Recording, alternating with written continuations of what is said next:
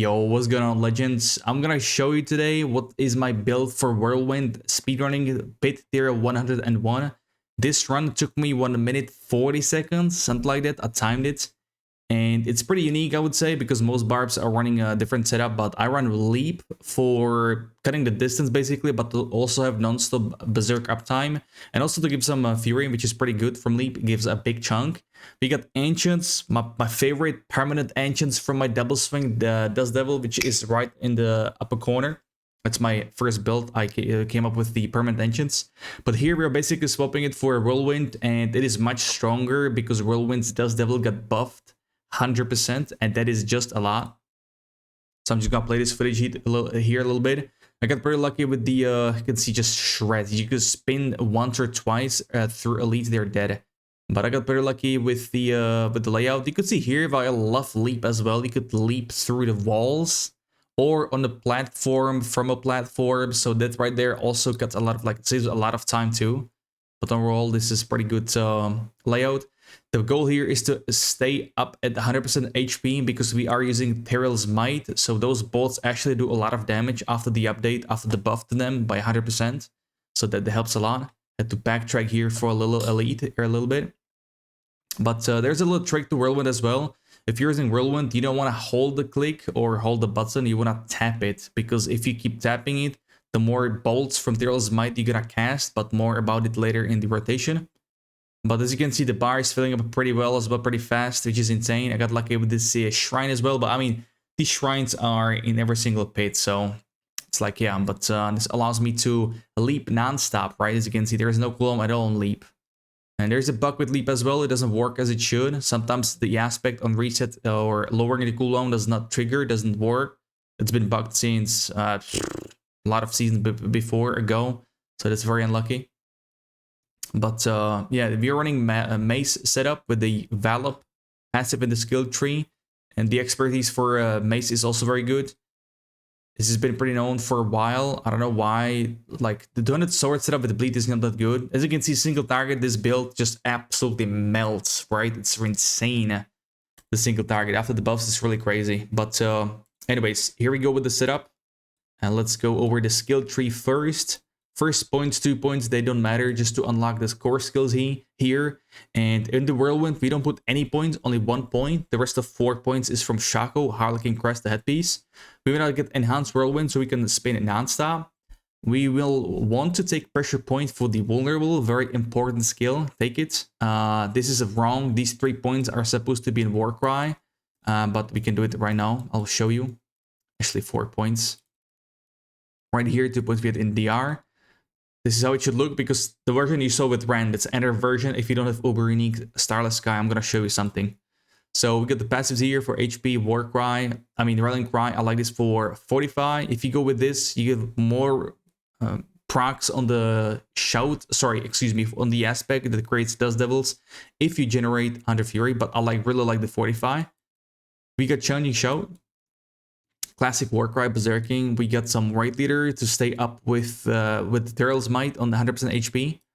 Movement speed to move faster. Leap only 1 point, and still cooldown reduction is still good with that. So Fury here, 40. Passive here, Battle Fervor gives me the Berserking when using Leap. This is my uptime with Berserking. We got Cut to the Bone doing a bleed version of course. So this is extra dipping into vulnerable targets. Counteroffensive, I have this in my amulet as well. Big damage. Go of the Ancients, my favorite skill in Barb. This one got buffed as well. Gives you increased damage. By the way, not sure if you saw, but I'm gonna also make a video about it. But we just had the campfire stream from devs talking about season 5, and Whirlwind will scale from attack speed, which is insane. Cannot imagine this build, but I'm gonna cover that later in a different video, talk about the patch notes and just overall the changes. Heavy-handed for crit damage because you're two-hander, and Valop for the bludgeoning skill damage. Crushing Wounds to scale the bleed from crit damage. So that's the setup with bleed. About the gear right now, we got the Harlequin Crest. I got lucky with greater graphics, and proc cooldown reduction twice is important. I would like to get 3 times, but it's what it is. I don't plan on resetting this. Another Uber Unique is Teril's Might. We got all stats GA. The reason why I went with Whirlwind, because this build is using 4 Uber Uniques and all 4 are with greater graphics. But yeah, I'm gonna show you the version. Like, if you don't have Harlequin Crest, you can definitely go with Tusk Helm. I will actually show how it looks. There are two versions, right? Either this Uber version, if you don't have Ubers, you go with Tusk Helm. On the chest piece, instead of Tyrell's Might, you would go with the Rage of Harrogath for bleed setup. If you don't have Starless Sky, you go with this ring called Ring of Ravenous. So this one, actually, when you use a brawling skill, which is Leap in this situation, you will apply Rend. And Rend accounts for Rage of Harrogath because this cooldown reduction from this chest piece Rage of Harrogath, you need active bleed for it. For this chest piece, you need active bleed. So Berserk Ripping wouldn't work. So only Rapture would work, Rend would work, and Flay would work. Also Tough as Nails passive from the skill tree. So this ring guarantees you will auto-cast Rend whenever you leap. That would trigger the cooldown reduction. So this is what you would use for the setup without Uber Uniques. There is the headpiece you could use instead of a Shaco or Harlequin Crest. This one is masterworked. Ring on 200, you would just use any legendary 200. You would temper crit damage from Rogue. Also have a video about that, how to get tempering on crit damage on your gear. Just like, for example, here, which will be in the right upper corner, right up top. So this is the setup. I'm a big fan of this ring overall. I like the autocast on the Rend, and you could see me the points. I had it in the Rend here. And this one is also like dipping in vulnerable enemies, if you will. Double dipping means that you deal extra damage, right? So like here, your bleeds do extra damage to vulnerable, just like the brand. It's very good stuff.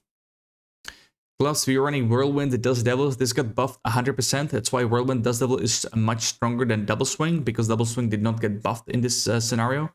Crit chance, good stuff. Armor, this is our only piece for armor since we run 4 uniques here. The pants, this is what I really like about this. So we got ultimate cooldown reduction, but mainly you wanna take a look at the Talic leaves behind Dust Devils. His Dust Devils scale from yours, and the damage is through the roof. It really is insane. There was an issue, some of you might have watched my video with Double Swing, Dust Devil, but with that build, this Ancient actually bugs out and does not attack. But with Whirlwind, it seems like there is no issue there, so it could be the Double Swing aspect, I don't know. The boots, Yen's Blessing, we use these for movement speed. Try to get the greater graphics on these if you can. This one, the autocast shouts whenever you use any skill. So non-mobility, non-ultimate, since this is mobility skill, it only uses these 3 skills. Mobility, ultimate, not those. You want to sack it for rubies for the increased HP. 200s, we want the chance for Dust Devils to proc twice on Masterwork. Obviously, it would be the best to proc it 3 times, but I was not lucky on that, so unlucky. But we got Berserk Ripping on the 200 as an aspect. Duel here, we got the Fierce Winds, the shouts create Dust Devils. Dust Devil size, you want to rock it on both one-handers, so you want to roll with Vulnerable as well on all these items. I didn't have better two-handers, I went with great damage. And also you want to temper once for Berserking to trigger Blood Rage in the Paragon Board. I believe here I got 296. This is exactly what you need. This rounds up to 30%. The passive I'm talking about is right here, Blood Rage. See, 30%, so you just need 296%. It's going to round up. That's the extra damage. We don't look at the bleeding stuff, something here granting Berserking. We need the damage multiplier here, right? Other dual wield is a Devilish. This is the Dust Devil on creating or generating Inner Fury, Hunter Fury. Dust Devil size again. Your goal is to get 100% Dust Devil size. This goes together with this aspect here. So 20% for the aspect, and then you want to get 40 and 40 from one-handers. I'm pretty close. Once I master work, I'm pretty sure I can reach there. Grandfather is a 200. I procced pretty good on Masterworks on the damage. This damage, by the way, this affix right here gives you twice as much or twice more damage for dots. It's bugged. It's getting nerfed or fixed. Sorry, excuse me. It's getting fixed for Season 5, which we will see in PTR next week on Tuesday, by the way. So I'm going to be blasting. But still pretty good Masterwork. Not too bad. Starless Sky, great chance. Good stuff. This is going to allow you to have much better sustain. And the Lucky Hit actually helps pretty well on the Lucky Hit affix, which is on this ring, making enemies vulnerable. Very good stuff. Great damage, great chance here. Call of the Ancients. I like to temper on both. Call of the Ancients, Amulet, and Ring. Here we have a Leap aspect to have no cooldown at all on that thing. And here we go with Bold Chieftain. This is actually pretty good on Amulet because if there is one boss and he uses shouts, you'll get reduced 3 seconds on the shouts, not 2. So that's why I decided to put it on Amulet. Crit chance, cut to the bone, mandatory to have an amulet, and the third one should be heavy-handed. I don't have that, so I rolled with counter-offensive. And of course the crit damage action here. My stats are looking like this, so we got 3.8k crit damage. I'm using a potion crit chance crit damage, almost 70% crit chance, 500 vulnerable. I would love to roll this crit damage into vulnerable, to be honest, because of the hemorrhage passive in the skill tree, Paragon, and then the cut to the bone, but it is what it is.